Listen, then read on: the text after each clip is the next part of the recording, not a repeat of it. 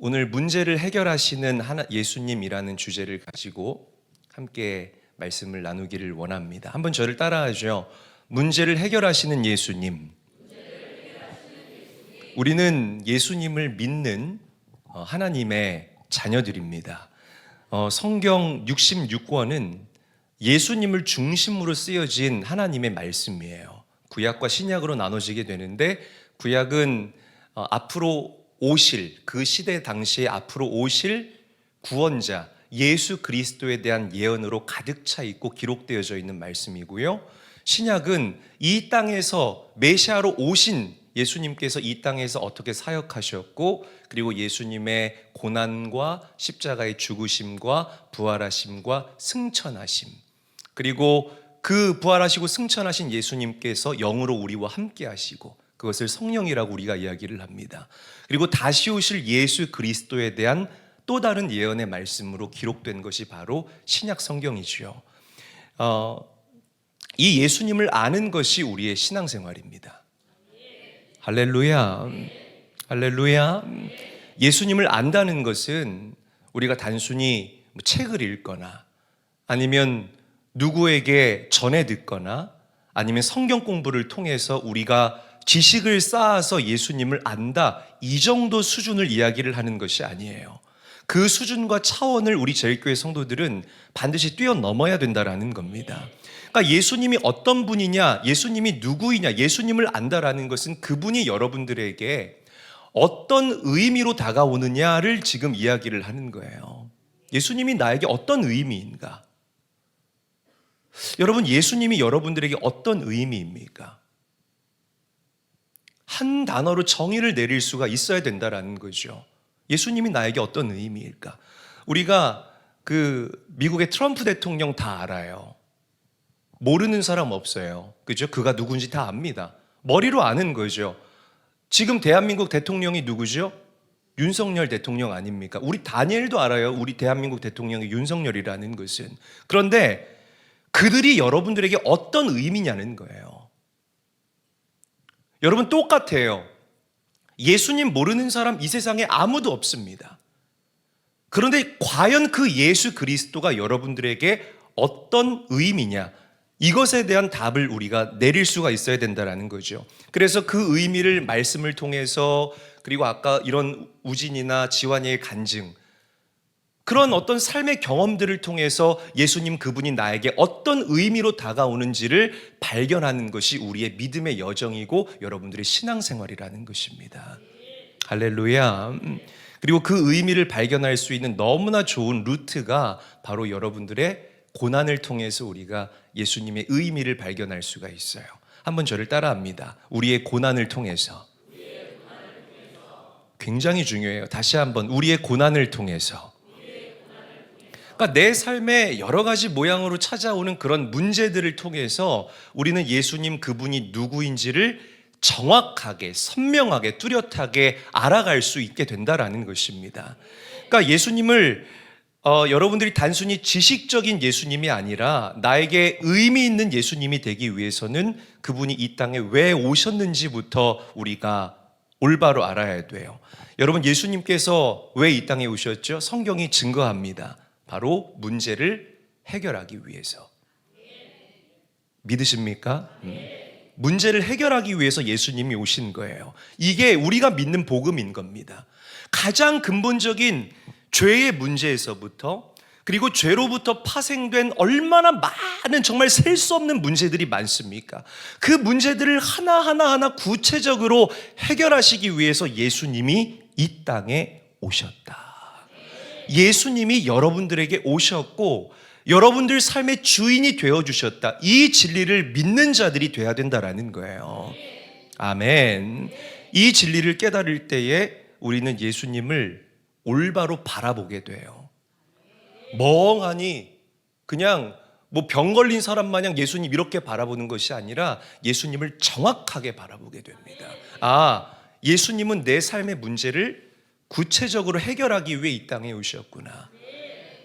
내 가정에 이런 문제가 있는데 예수님이 내 가정에 오시면 바랄 수 없는 중에, 기대할 수 없는 중에 소망이 완전히 다 산산조각난 중에서도 예수님은 우리의 가정을 다시금 회복시키고 소생시킬 수 있는 분이구나. 할렐루야. 그렇게 예수님을 고백하게 되는 기가 막힌 역사들이 여러분들의 그 입술을 통해서 일어나게 된다라는 거죠.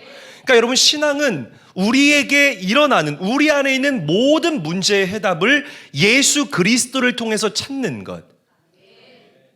특별히 우리 제일교회 성도들은 이런 건강한 믿음과 신앙의 소유자가 되어야 할 줄로 믿습니다. 그래서 예수님께서 본인을 이야기하실 때 뭐라고 이야기를 하셨습니까? 내가 곧 길이요, 진리요, 생명이다라고 말씀하셨어요. 그리고 예수님께서는 당신께서 그렇게 말씀하시고 선언하신 그대로 길이 없는 곳에 길을 내셨고요. 할렐루야. 혼돈 가운데에서 빛을 비추시는 진리의 빛이 되어주셨고, 죽음 가운데에, 그리고 이 속사람이 죽은 많은 사람들 삶 가운데 실제적인 생명으로 그들과 함께 하셨다는 사실을 우리가 부정할 수 없다라는 거죠.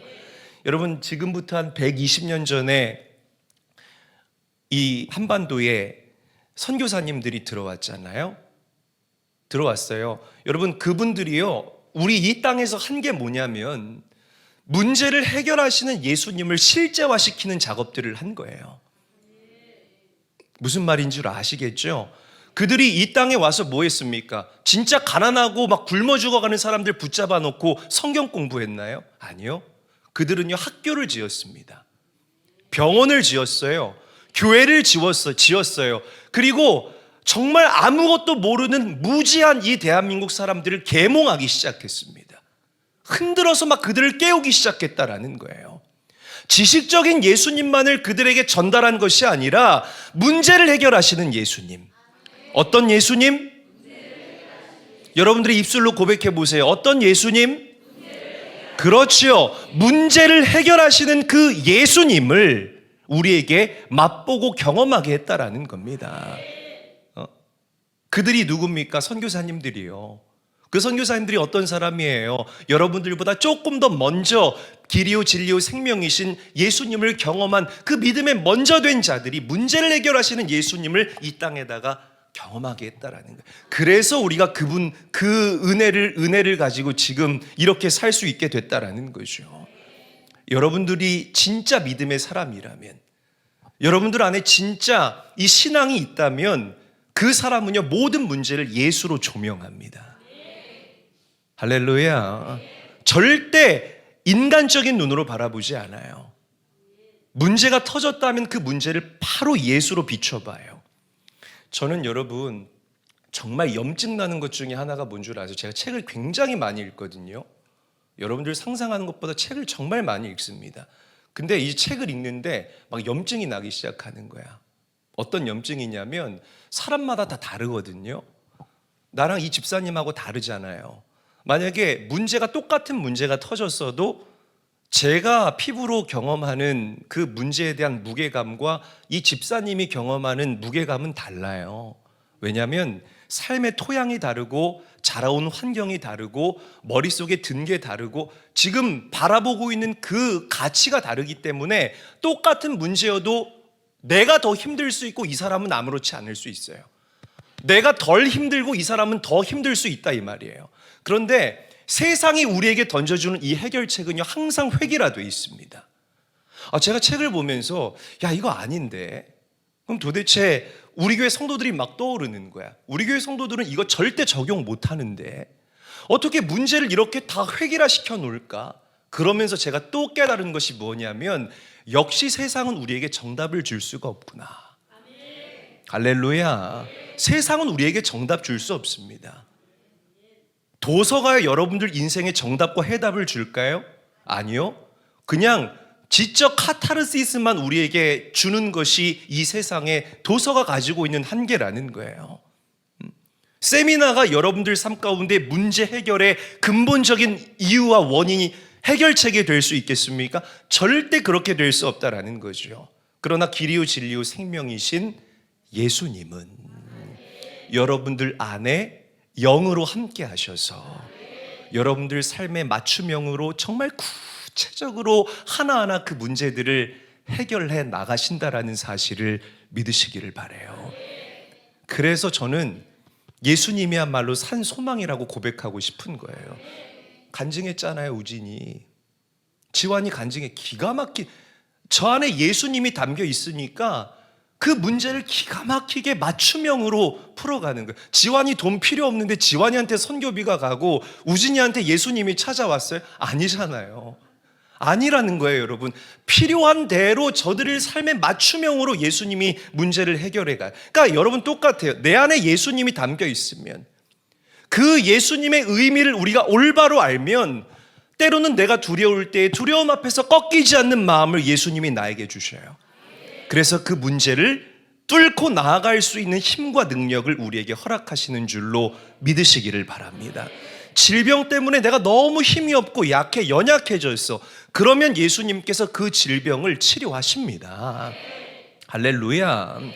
때로는 내 마음에 끈기를 주세요.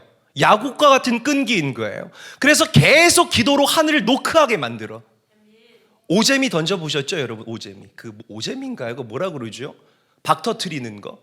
계속 기도로 그 하늘의 문을 노크하는 거예요. 톡, 톡, 톡, 톡, 톡, 톡. 좀 같이 좀 해주지. 아유, 진짜. 혼자 안 해.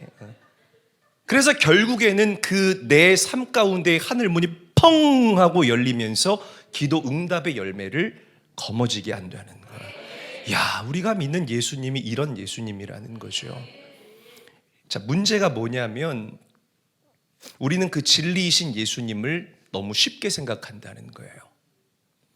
우리 여기 다음 세대들도 좀 앉아 있는데 저는 SNS를 하지를 않아요.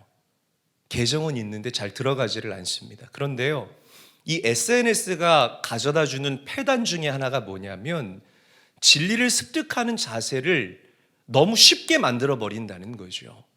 여러분, 배고프면 잘 차려진 한상 먹는 거나 그 편의점에서 삼각김밥 먹는 거나 똑같이 허기가 해결되는 건 매한가지입니다. 그런데 진리를 대하는 자세를, 그래? 뭐 진리? 배고프면은 그냥 편의점에서 삼각김밥 하나 사 먹고 말지, 요 정도의 무게로 이 진리를 대한다라는 거예요. 그러니까 요즘 많은 우리 젊은이들 뿐만이 아니라 많은 우리 믿음의 사람들이요, 진리 앞에 진지하게 서지를 못해요. 진리에 대한 갈망과 그 막 갈급함과 허기짐이 없다라는 거예요, 여러분들에게. 너무 쉽게 접하니까. 여러분, 진리를 찾기 위해서 애써 보셨습니까? 진리를 깨닫게 해달라고 성령님께 목 놓아 울부짖으며 간구해 보셨습니까? 읽었던 성경을 100번 이상, 1000번 이상 여러분들 읽어보면서 그 단어의 의미를 조명해 보신 적이 있습니까? 너무 사람들이 이 진리를 쉽게 생각한다라는 거죠. 그러니까 갈망이 일어나지 않는 거예요, 우리 안에.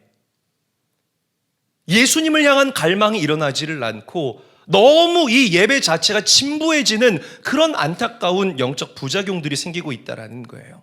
사랑하는 제일교회 성도 여러분, 잘 들으십시오. 여러분들이 예수님을 믿는 자라면 길이요 진리요 생명이신 그분 때문에 나의 삶에는 감동이 있어야 할 줄로 믿습니다. 아멘.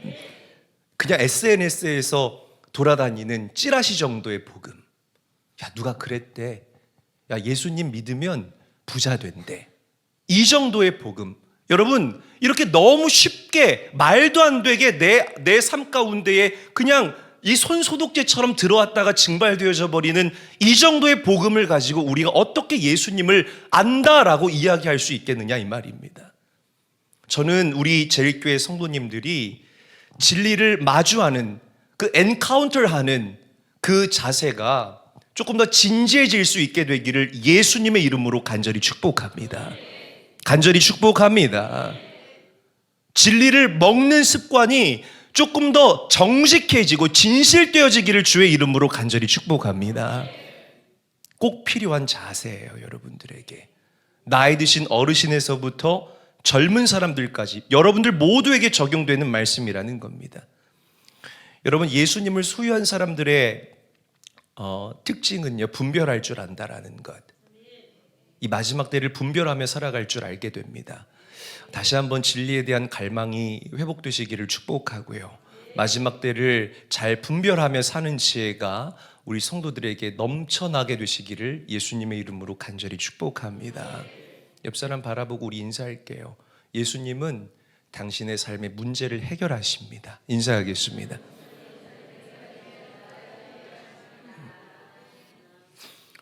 자, 우리 이사야서 말씀 함께 한번 읽어볼게요. 이사야서 53장 4절에서부터 5절까지의 말씀 큰 목소리로 읽겠습니다. 시작.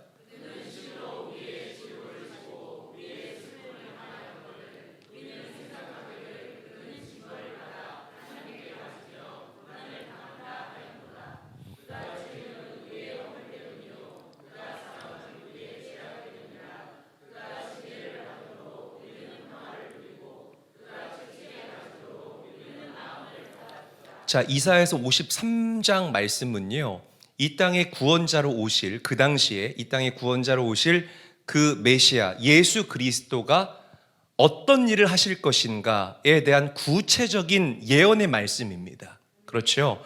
그리고 그 말씀에 기록된 대로 예수님께서는 이 땅의 구원자로 오셨고, 그리고 삶으로 그 말씀을 완성시켜 나가셨다라는 거예요. 자, 예수님의 고통, 오늘 말씀에 뭐라고 기록되어 있습니까? 찔림, 상함, 징계, 채찍을 통해서 우리가 평화를 누릴 수 있게 되었고, 여러분들이 나음을 입게 된 줄로 믿으시기를 바랍니다. 굉장히 기가 막힌 말씀이에요. 자, 그런데 유대인들이요, 이 메시아로 오신 예수님을 알아차리지를 못해요. 분명히 이사야서 말씀에, 그래서 실제로 여러분 이 유대인들하고 주이시들하고 대답해 보면 이사야서 53장 건너뜁니다. 예수를 인정하지 않는 사람들은 진짜 그래요. 이 랍비들 중에 그런 사람들이 있어요. 참 재밌는 사람들이에요. 그러니까 이 사람 이사야서 53장에 이스라엘의 구원자로 오실 리가 이렇게 행할 거다라고 분명하게 예언이 되어 있지 않습니까? 그런데 왜 그들이 예수를 메시아로 알아보지를 못하냐면, 이 이사야서 53장의 이 계시가요, 그들에게 풀리지 않은 거예요. 이 진리가, 예수님에 대한 진리가 그들에게 풀리지 않았기 때문에 그들은 자기가 상상 속에 만들어낸 예수님이 메시아라면, 이스라엘의 왕이라면 이런 모습으로 오실 것이다, 내가 내 생각으로 만들어낸 예수님을 기대하고 있었던 겁니다. 아마도 이런 예수님을 기대했던 것 같아요. 우리 이스라엘의 왕으로 오실 예수님은 정말 모든 것을 제패하며 오실 것이다. 굉장히 권능과 능력을 가지고 온 천하를 두려움에 떨게 하시면서 오실 것이다. 아마 그들이 그렇게 예수님의 모습을 그려나가지 않았을까라고 저는 생각을 해봅니다. 자, 그러면 여러분들이 바라봐야 할 예수님이 어떤 예수님이냐? 문제를 해결하는 예수님이요, 물론 맞지만, 자, 우리가 바라봐야 할 예수님은, 잘 들으십시오. 이사야서 53장에 기록된 것처럼 고통 가운데 십자가 위에서 여러분들의 허물과 죄를 짊어지고 계신 예수님이 아닙니다. 그 예수님이 아니라고요. 우리가 바라봐야 될 예수님은요, 고통 가운데 계신 예수님이 아니에요. 오늘 이 시대를 살고 있는 저와 여러분들이 바라봐야 할 예수님은 요한계시록 5장에 계시되어 있습니다. 우리 함께 한번 읽어볼게요. 요한계시록 5장 12절에서 13절 말씀 한 목소리로 읽겠습니다.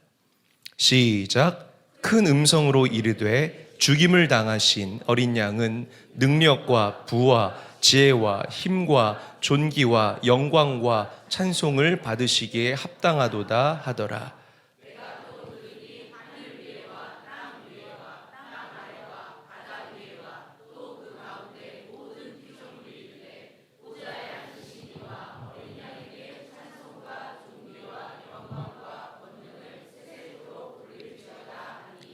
자, 이 말씀 앞부분 좀 틀어주세요. 그래요. 자, 우리의 고통을 짊어지시고 우리 대신 죽으신 그 예수님은 지금 하늘 보좌에 어린 양으로 앉아 계셔요. 믿으십니까, 여러분? 영광의 왕으로 앉아 계신다는 거예요. 그리고 모든 만물이 그분을 찬양합니다. 큰 소리로 아멘. 모든 만물이 그를 찬양하는 줄로 믿으시기를 바랍니다. 어떻게 찬양한다고요? 죽음을 당하신 어린 양은, 같이 읽어요, 능력과 부와 지혜와 힘과 존귀와 영광과 찬송을 받으시기에 이렇게 예수님을 찬송한다는 거예요. 그러니까 여러분 잘 들으십시오. 지금 우리 인천제일교회 성도들이 바라봐야 할 예수님은 고통 가운데, 여전히 고통 가운데 여러분들의 아픔만 짊어지시고 끙끙대는 예수님이 아니라 모든 문제를 해결하신, 아멘, 이미 모든 문제를 해결하신 영광의 예수를 이제는 우리가 바라봐야 된다는 겁니다. 우리가 예수를 바라보는 우리의 시선이요, 영적인 안목이 그렇게 확장되어지고 넓혀져 가야 된다는 사실을 믿으시기를 바랍니다. 그리고 여러분 또 이렇게 볼 수도 있어요. 여전히 고통 가운데 있는 예수님을 바라보고 계시는 분이 계신다면 그 고통을 믿음의 눈으로 한번 바라보세요. 여러분, 예수님의 고통 가운데에는 언제나 영광이 내재되어져 있었습니다. 믿으십니까? 예수님의 고통 안에는 언제나 승리가 내재되어 있었음을 믿으시기를 바랍니다. 예수님이 당하셨던, 이 땅에서 당하셨던 모든 고통과 고난 안에는 항상 치유와 회복이 보장되어 있었다라는 사실을 우리는 분명하게 믿습니다. 그러니까 예수님을 바라보는 시선 변해야 돼요. 변해야 된다고요. 그럴 때에 여러분들 삶 가운데에 예수님은 정말 나의 문제를 해결하시는 예수님이 그런 의미로 다가오게 된다는 겁니다. 사랑하는 제일교회 성도 여러분, 우리가 믿는 예수님은 모든 문제를 해결할 힘과 능력과 부와 지혜가 충만하신 분이라는 사실을 믿으시기를 바랍니다. 이 사실을 우리가 알고 인정하고 고백할 때에 나의 신앙의 모든 패러다임이 완전히 뒤바뀌게 되는 기가 막힌 역사가 일어나게 돼요. 그리고 이때부터 환경에 지배당하는 그런 신앙이 아니라 어떤 환경과 상황 가운데에서도 승리를 확신하는 그런 신앙으로 여러분들의 믿음과 신앙이 업그레이드 될 줄로 믿으시기를 바랍니다. 왜? 내가 아는 예수님은 그런 예수님이니까. 영광의 예수님, 이미 이기신 예수님이기 때문이라는 거죠. 다시 한번, 예수님을 안다는 것은 예수님의 고통만을 보는 것이 아니라 나를 위해 십자가에 죽으시고 나를 위해 채찍 맞으시고 나 때문에 온갖 고초와 수모를 당하신 그 예수님의 고통만을 보는 것이 아니라 고통 안에 담겨진 영광과 승리를 바라봐야 하는 것이다. 너무 중요한 개념입니다, 여러분. 이게 정말 확증되어지는 순간 여러분들의 삶 가운데 놀라운 변화가 찾아올 거예요. 아직도 내가 20, 30년 이상 예수를 믿었는데 여전히 나의 믿음이 고통과 고난의 문제에만 귀속되어져 있고 머물러 있다면 예수님 안에 나타난 그 영광의 십자가에 대한 계시가 아직 열리지 않았기 때문에 그렇습니다. 오늘 이 밤 그 눈과 귀가 열리게 될 수 있기를 주의 이름으로 간절히 축원합니다. 우리 로마서 말씀도 함께 읽어볼게요. 바울의 얘기인데 이 이야기도 또 기가 막힌 얘기예요. 여러분들이 잘 압니다. 제가 로마서 시리즈를 주일날 하면서 여러분들에게 구체적으로 설명했던 이야기의 연장선인데요. 로마서 8장 16절에서부터 19절 말씀도 함께 한번 읽어볼게요. 함께 읽겠습니다. 시작.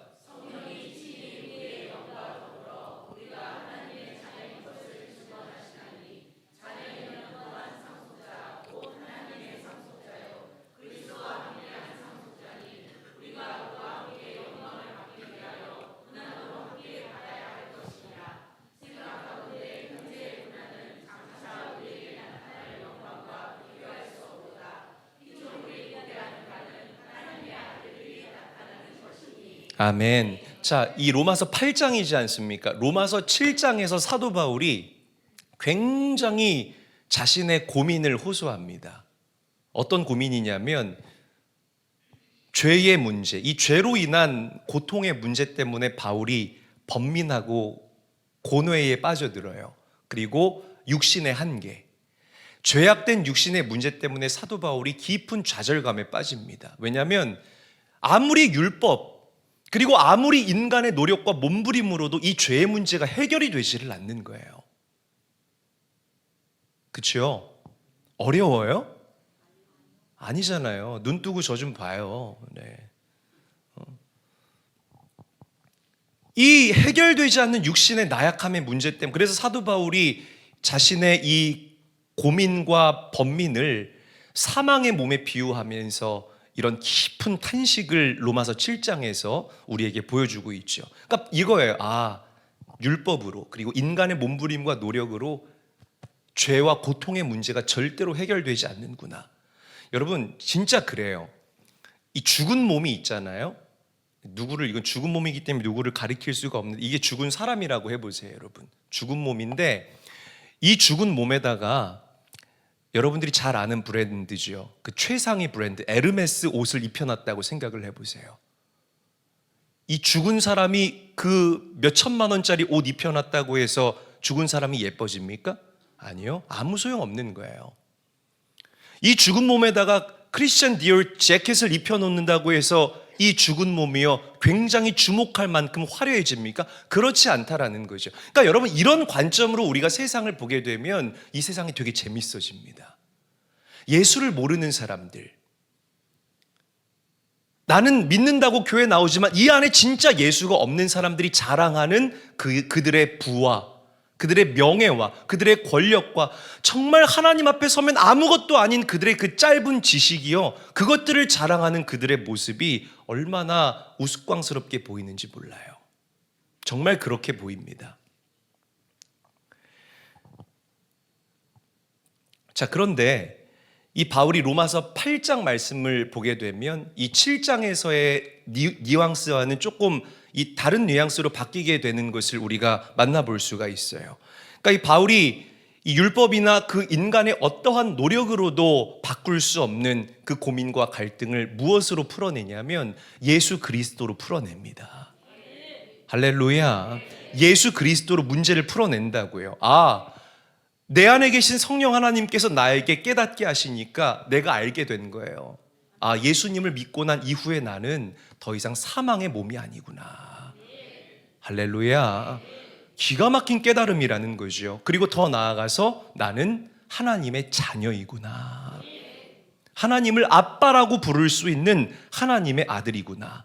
여기서 끝나지 않아요. 내가 하나님의 자녀, 하나님의 아들이라면 나는 예수 그리스도와 같은 존재가 되는 거구나. 그러면서 바울이 뭐라고 고백하냐면 나는 저 하늘을 유업으로 받을 상속자입니다. 안 기뻐요, 여러분? 아멘. 나는 이 말씀 준비하면 너무 기뻤거든요. 내가 정말 저 하늘을 유업으로 받을 상속자래. 그래요. 다만 기쁠게 해요, 여러분. 그리고 또 가장 중요한 것, 사도 바울이 고백했던 이 로마서 8장에 내재되어 있는 바울의 고백인데요. 예수님은 고통받으셨지만, 뭐 하셨지만? 고통받으셨지만 영광받는 존재가 되셨다. 나도 그렇게 될 것이다. 이야, 이 바울의 깨달음이 어마어마한 거예요. 내 안에 계신 성령 하나님께서 조명하시니까요, 이 영적 비밀이 열리게 됐다라는 거죠. 그래서 여러분, 사도 바울이 이 땅에서 목숨을 불사하고 그렇게 예수를 위해서 이 세상의 가치를 분토와 같이, 배설물과 같이 여기면서 살아갈 수 있었던 것이라는 겁니다. 저는 여러분들에게 이 바울이 깨달았던 예수님에 대한 진정한 가치가 열릴 수 있게 되시기를 주의 이름으로 간절히 축복합니다. 정말 달라져요, 여러분. 더 업그레이드된 여러분들과 함께 이 선교적 삶을 저는 살아가기를 원해요. 여러분, 예수님이 그랬던 것처럼 정리할게요. 우리의 삶에는 똑같이 고통과 고난이 있어요. 이 땅에 오신 예수님도 고통과 고난 당했잖아요. 그러나 예수님이 그랬던 것처럼 우리의 고통과 고난 안에는 반드시 영광이 내재되어 있다라는 사실을, 부활이 내재되어 있다라는 사실을 믿고 감사하시기를 바랍니다. 그래서 바울이 로마서 말씀 다시 틀어줘 보실래요? 그래서 바울이 고백한 거예요. 뒷장. 그래요. 거기 첫 줄부터 한번 읽어볼게요. 이게 이 비밀한 깨달음을 얻은 막 바울의 기쁨의 고백. 시작. 생각하건대 현재의 고난은, 자, 여기까지요. 생각하건대 현재의 고난은 장차 우리에게 나타날 영광과 비교할 수 없도다. 이야, 여러분 이 고백이 이해가 풀어지십니까? 여러분들에게요. 그러니까 예수님이 문제를 해결하시는 예수님이라는 확신이 다가오게 되니까요. 지금 어렵고 힘들어도 나는 결국에는 예수님처럼 영광 받으며 하나님께 칭찬받을 사람이야. 바울이 고백했다라는 거죠. 여러분, 예수님을 믿는다는 것은 나에게 하나님의 아들이신 그 예수 그리스도의 영광스러운 형상이 회복되어지는 것이라는 사실을 믿으시기를 바랍니다. 이 진리가 여러분들 안에 살아 숨쉴 수 있게 되시기를 주의 이름으로 간절히 축복해요. 자, 오늘 본문 말씀 다시 한번 읽어볼게요. 마태복음 9장 26절에서 29절 말씀 한 목소리로 읽습니다. 시작. 그 소문이 온 땅에 퍼지더라. 예수께서 거기에서 떠나가실새 두 맹인이 따라오며 소리질러 이르되 다윗의 자손이여 우리를 불쌍히 여기소서 하더니 예수께서 집에 들어가심에 맹인들이 그에게 나아오거늘 예수께서 이르시되 내가 능히 이 일 할 줄을 믿느냐 대답하되 주여 그러하오리다. 이에 예수께서 그들의 눈을 만지시며 이르시되 너희 믿음대로 되라 하시니. 아멘. 사실 오늘 이 본문 말씀 전체 본문은요 다른 본문이었어요. 그러다가 제가 성경책을 그런 적 있죠. 우연히 툭 폈는데 그 말씀이 나의 가슴을 막 뛰게 하는 거예요. 그래서 급하게 본문을 제가 바꿨는데 이런 적이 몇 번 됩니다. 이 굉장히 은혜가 되고 문제를 해결하시는 예수님에 대한 어떤 기본이 되는 말씀이다라고 저는 생각을 해봐요. 자, 고통 가운데 눈먼 맹인들이 있었대요. 잘 들어보세요. 재밌어요, 되게. 눈먼 사람들이 있었대요. 그런데 이 사람이 한 소문을 들어요. 뭘 듣는다고요? 이 소문이 무슨 소문이냐면 바로 예수님께서 죽은 그 관리의 딸을 다시 살리셨다라는 기가 막힌 소문을 들었다라는 거죠. 여러분, 이 눈먼 사람들에게 있어서 예수님이 죽은 사람을 살리셨다라는 이 복음은요, 이 복음은 그들에게 큰 소망을 가져다 줬을 거라는 겁니다. 할렐루야. 그래서 26절에 그 소문이 그 온 땅에 퍼지더라라고 성경이 기록하고 있는 거예요. 자, 이 맹인들에게 예수님에 대한 소망이 생겼어요. 어떤 소망? 내가 만날 예수님, 여기 한번 지나가기만 해봐. 아주 내가 이제 경험할 예수님은 문제를 해결하시는 예수님. 어떤 예수님? 그렇지. 오늘 말씀의 제목, 제 설교는 항상 제목에 답이 있습니다. 문제를 해결하실 예수님. 이 소망이 이 안에만 가득한 거예요. 여러분, 여러분들에게도 이 소망의 예수님에 대한 그 메시지를 들을, 그 소문을 들을 귀가 열릴 수 있게 되시기를 주의 이름으로 간절히 축복합니다. 그래야 갈망이 생기는 거예요. 내가 예수님을 만났다 하면 우리 가정의 문제 해결된다. 내가 예수님 만났다 하면 우리 자녀의 문제 해결된다. 예수님이 내 가정에 오시기만 하면 우리 기업의 문이 열린다. 이런 갈망과 이런 믿음들이 여러분들에게 생겨나요. 그리고 예수님께서는 이 맹인들에게 말했던 것처럼 너의 믿음대로 될지어다라고 여러분들에게 선언하십니다. 할렐루야. 자, 그런데 이 맹인들이 소리 질렀대요. 어떤 마음으로 소리 질렀을까? 예수님이야말로 나를 고칠 수 있는 하나님이십니다. 어떤 마음으로 소리 질렀는지 한번 생각해 보세요. 왜 소리 질렀을까요? 안 보이니까 소리 지른 거예요. 안 보이니까. 얼마나 이 안에 여러분 막 절절 끓었겠어요. 한번 눈 가려봐. 지금 손으로 가려봐요. 여러분, 예수님이 안 보이는데 지나가는데 막 사람들이 웅성웅성 거리는데, 이제 그만 가려요. 네.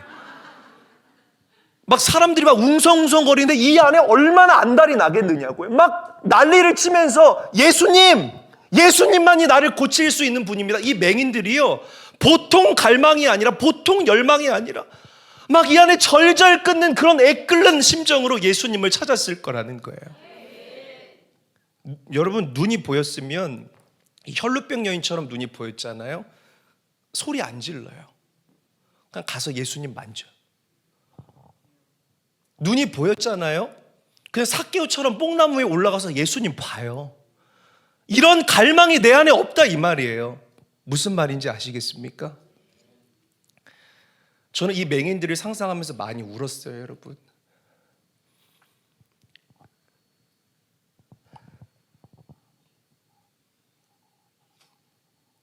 얼마나 사람들한테 치였겠습니까? 생각을 해보세요.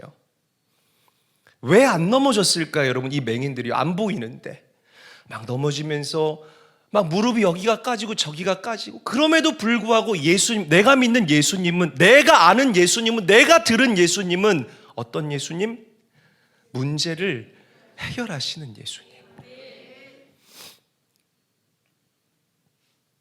그래서 이 맹인들이 내가 할 수 있는 모든 것을 동원해서 소리 지르는 거예요. 예수님, 나 좀 불쌍히 여겨달라고, 나 좀 봐달라고. 그 갈망이 오늘 여러분들에게 있어야 된다라는 거예요. 그런데 더 은혜가 되는 게 뭐냐면, 여러분,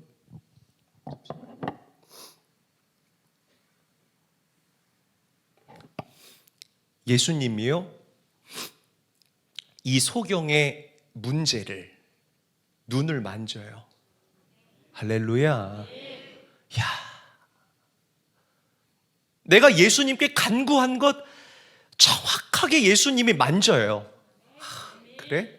눈이 문제야? 내가 만져줄게. 그리고 이 맹인들이 나음을 입어요. 할렐루야. 여러분, 여러분들에게 이 맹인들과 같은 이 절박함이 있다면, 그리고 이 맹인들처럼 소리를 질러서 정말 주님께, 주님, 내가 아는 주님, 내가 들은 주님은, 내가 예배하면서 내가 경험한 주님은 나의 문제를 해결할 수 있는 주님이, 이 고백이 여러분들에게 있다면 주님은 오늘 여러분들을 찾아가셔서 이 소경의 눈을 만져주신 것처럼 여러분들의 문제를 정확하게 만져주실 줄로 믿으시기를 바랍니다. 하나님, 내 가정 품비 박산 났습니다. 나를 불쌍히 여겨주세요. 기도하세요. 소리 질러 기도하세요, 여러분. 예수님이 만지실 거예요. 하나님, 한국교회 선교의 불이 꺼져가고 있습니다. 이 한국교회 실상을 볼 때마다 탄식하시는 그 성령님의 탄식 때문에 제 마음이 괴롭습니다. 제 기도 제목이에요. 하나님, 저를 통해서, 인천제일교회를 통해서, 약한 것 같지만 정말 강한 우리 제일교회 성도들을 통해서 다시금 한국교회가 선교적 교회로 거듭나게 되는, born again, 거듭나게 되는 놀라운 역사가 일어나게 해주시옵소서. 우리 모두가 외치잖아요. 예수님은 이 맹인들의 문제를 만져주셨던 것처럼 우리의 기도를 들으시고요, 한국교회를 회복시키실 줄로 믿으시기를 바랍니다. 할렐루야. 이 은혜가 이 교회를 통해서 일어날지어다. 여러분들을 통해서 일어나게 되기를 주의 이름으로 축복합니다. 여러분, 우리가 믿는 예수님은 문제를 해결하십니다. 절대로 여러분들을 고아와 같이 방치하지 않으세요. 오늘 크고 작은 문제 때문에 힘들어하고 계신다면, 예수님도 문제 때문에 고민하고 번민하셨어요. 그러나 결국에는 그 예수님의 고통과 고난 안에는 승리와 치유와 회복과 영광과 부활이 내포되어 있다는 이 진리를 깨달으시고 주님께 여러분들의 문제를 보일 수 있게 되시는 사랑하는 제일교회 모든 성도님들이 될 수 있기를 주의 이름으로 간절히 축원합니다. 자, 요한계시록 하나 읽고요, 말씀을 맺을게요. 계시록 19장 10절 말씀 함께 읽습니다. 시작.